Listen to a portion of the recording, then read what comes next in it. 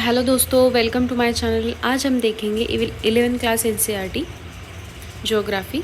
तो चलो दोस्तों स्टार्ट करते हैं।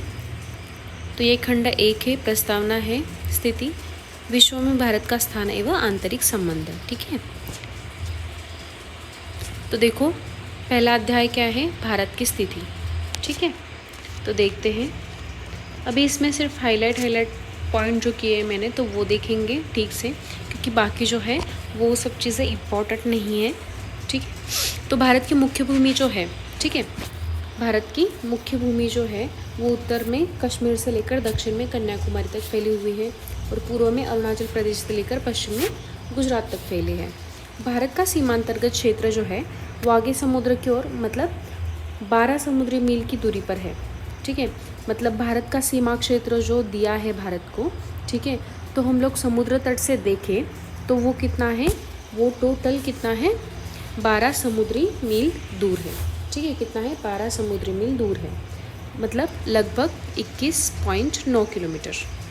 ठीक है, तो आप समझ सकते हो कि कितने समुद्री भाग पर भारत का अधिकार हो सकता है। अभी देखो यहाँ पे मानक मील क्या है, 63,360 इंच। समुद्री मील कितना है, 72,960 इंच। ठीक है, और फिर एक मानक मील मतलब कितना रहता है, यहाँ पे तो दिया है, तो एक मानक मील मतलब कितना रहता है, लगभग 1.6 किलोमीटर। ठीक है, तो आप अंदाज़ा लगा सकते हो कि ये कितना हो सकता है। ठीक है, और एक समुद्री मील मतलब क्या, लगभग 1.8 किलोमीटर, मतलब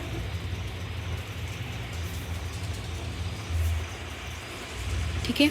इसके बाद है हमारे देश की दक्षिणी जो सीमा है, ठीक है, वो बंगाल की खाड़ी में है और वो 6 डिग्री 45 अंश जो है उत्तरी अक्षांश के साथ निर्धारित होती है। ठीक है, और इतने बड़े अक्षांशीय व देशांतरीय विस्तार के परिणामों का विश्लेषण करने को बोला है। ठीक है, अभी यहाँ पे देखो, यदि आप भारत के अक्षांशीय एवं देशांतरीय विस्तार की गणना करें, मतलब अक्षांश मतलब क्या, भूमध्य रेखा से जो ध्रुवों की ओर जो ऐसे जो मैंने बताया था 6 क्लास एनसीईआरटी में, तो उसको क्या बोलते हैं, अक्षांश बोलते हैं। ठीक है, और ये है देशांतर। ठीक है, तो भारत का देशांतरीय और अक्षांशीय विस्तार कैसा है, क्योंकि कोई भी देश का या कोई भी स्थिति कोई भी लोकेशन जो हमें चाहिए, ठीक है, किसी स्थान का पता लगाने के लिए हमें अक्षांशीय एवं रेखांश देशांतरीय विस्तार की आवश्यकता होती है। ठीक है, तो अक्षांशीय और देशांतरीय विस्तार की गणना करें तो कितना है, लगभग 30 है। ठीक है, किसका, भारत का। जबकि उत्तर से दक्षिण तक इसकी वास्तविक दूरी कितनी है, 3,214 किलोमीटर, और पूर्व से पश्चिम तक इसकी दूरी कितनी है, 2,933 किलोमीटर। ठीक है, इसके बाद है, यह अंतर इस तथ्य पर आधारित है कि ध्रुवों की ओर जाते समय दो देशांतरों के रेखाओं के बीच दूरी घटती जाती है। ठीक है, मतलब ऐसे ऐसे ऐसे होते हैं ना, तो उनके बीच की दूरी घटती जाती है। ठीक है, और जबकि दो अक्षांश रेखाओं के बीच दूरी सभी जगह एक जैसी होती है, मतलब इन दोनों की बीच की दूरी, इन दोनों के बीच की दूरी, ठीक है, तो वो हमेशा एक जैसी ही होती है। ठीक है, उसके बाद है, अक्षांश रेखाओं के मान से ज्ञात होता है कि भारत का दक्षिणी हिस्सा जो है, ठीक है, भारत का दक्षिणी हिस्सा वो क्या है, वो उष्णकटिबंध में है, और उत्तरी हिस्सा जो है भारत का ये पूरा, तो वो कैसा है, उपोष्णकटिबंध या उष्ण-शीतोष्ण में है। ठीक है दोस्तों, तो इस स्थिति ये स्थिति जो है वो देश में भू आकृतिक, जलवायु, मिट्टी के प्रकार और प्राकृतिक वनस्पतियों में पाई जाने वाली भिन्नता है उसके लिए उत्तरदायी होती है। ठीक है, क्या होता है इसकी वजह से, जो भी मतलब वहाँ का वातावरण है या कौन से कटिबंध हैं, तो उसके ऊपर ये निर्भर करता है कि वो देश की भू आकृति कैसे रहेगी, जलवायु कैसे रहेगी, मिट्टी का प्रकार कैसे रहेगा, और प्राकृतिक वनस्पति जो पाई जाएगी तो उसमें भिन्नता कैसे होगी। ठीक है, फिर देशांतर रेखाओं के मान से स्पष्ट होता है कि इनमें लगभग 30 डिग्री का अंतर है, जो कि हमारे देश के सबसे पूर्वी और सबसे पश्चिमी भागों के समय में लगभग 2 घंटे का अंतर है। ठीक है, मतलब गुजरात और अरुणाचल प्रदेश, उन दोनों में वैसे देखा जाए तो 2 घंटे का अंतर है। ठीक है, और मानक समय से पहले ही परिचित हो गए, क्योंकि मानक समय क्या रहता है, 82.5 का जो होता है वो मानक होता है, मानक समय भारत का माना जाता है। मानक याम उत्तर जो है वही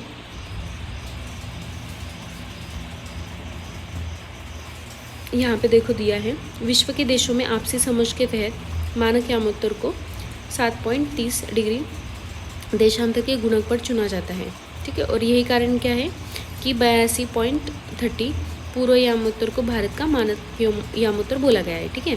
और भारतीय मानक समय जो है वो ग्रीनविच माध्य समय से 5.30 मिनट आगे है, ठीक है। और कुछ ऐसे भी देश हैं जिनमें पूर्व पश्चिम विस्तार ज़्यादा होने के कारण क्या होता है, एक से अधिक मानक रेखाएं होती है या मानक देशांतर होते हैं, जैसे कि संयुक्त राज्य अमेरिका, जिसमें कितने कटिबंध है, टोटल 6 कटिबंध है।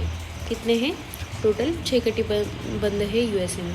ये देखो हमारे भारत की स्थिति, यहाँ पे है नेपाल, यहाँ पे भूटान है, फिर यहाँ पे चीन है, यहाँ पे तिब्बत है, अफगानिस्तान, पाकिस्तान, यहाँ पे बांग्लादेश, म्यांमार, ठीक है। फिर यहाँ पे श्रीलंका है, यहाँ पे, ठीक है।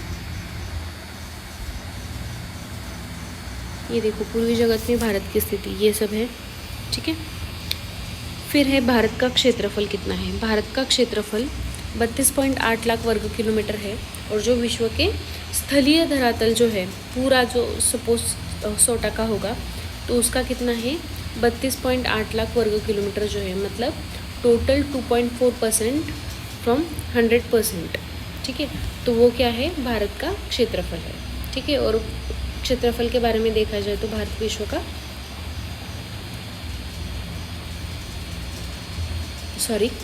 7वां बड़ा देश है, ठीक है।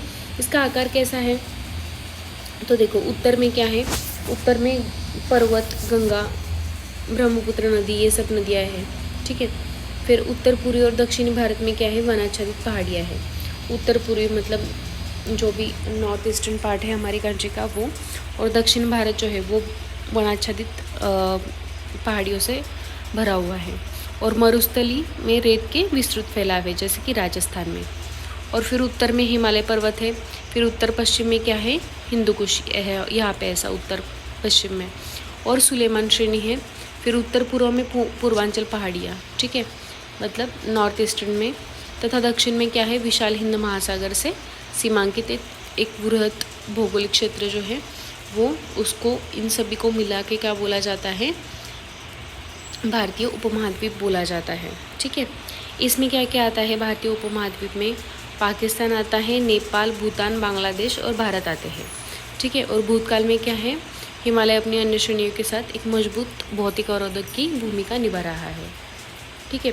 फिर इसमें से कुछ दर्रे हैं जिसे पार कर सकते हैं, लेकिन बाकी जो दर्रे हैं वो पार करना बहुत ही मुश्किल है, जैसे कि खैबर, बोलन, शिपकिला, नाथुला और बोमडिला।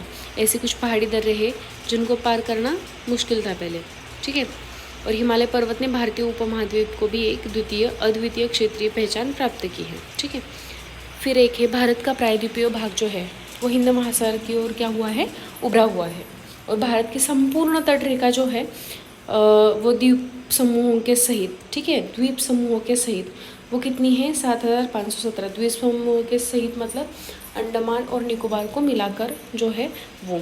फिर क्या है, अंततः एक देश के रूप में भारत भौतिक दृष्टि से विविधतापूर्ण भाग है, ठीक है, भूभाग है। तो विविध प्रकार के जो भी संसाधन हैं वो यहाँ पे पाए जाते हैं, ठीक है। फिर है भारत और उसके पड़ोसी।